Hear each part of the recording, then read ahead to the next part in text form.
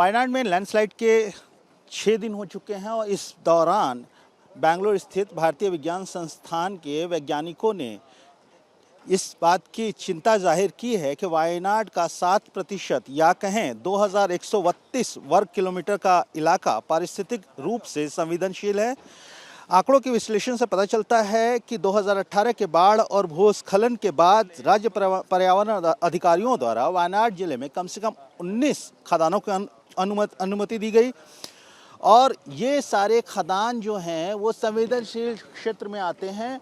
अब जबकि ये इस तरीके की लैंडस्लाइड हुई है वायनाड में, इसमें सैकड़ों की तादाद में लोग मारे गए हैं और सवाल पर्यावरण और बेतरतीब विकास की हो रही है। ऐसे में इंडियन इंस्टीट्यूट ऑफ साइंस की ये रिपोर्ट जाहिर तौर पे कई सवाल खड़े करती है।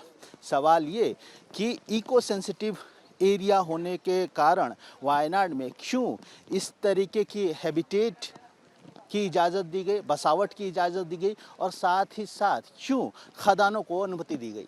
दुर्घटना क्षेत्र जो भूस्खलन का क्षेत्र है, चूरमला हो चाहे ऊपर का गांव हो, ये पूरे मेपाड़ी ब्लॉक के अंदर आते हैं और ख़ास तौर पे इंडियन इंस्टीट्यूट ऑफ साइंस के जो रिपोर्ट है उसमें ये पूरा एरिया बेहद ही संवेदनशील के रूप में वर्गीकृत किया गया है। न सिर्फ ये एरिया, 32 जो इस एरिया के अंदर गांव हैं उनको बेहद संवेदनशील के रूप में वर्गीकृत किया गया है और ऐसे में इस नाजुक क्षेत्र में बेतरतीब हो रही विकास की परियोजनाएं या बसावट जाहिर तौर पे एक गंभीर चिंता का विषय है और इसको लेकर सवाल उठने लाजिम है, क्योंकि अब एक बहुत बड़ा हादसा हुआ है। हादसा ये जिसमें 300 से ज़्यादा लोगों की मौत हुई है और अभी भी 300 के करीब लापता हैं।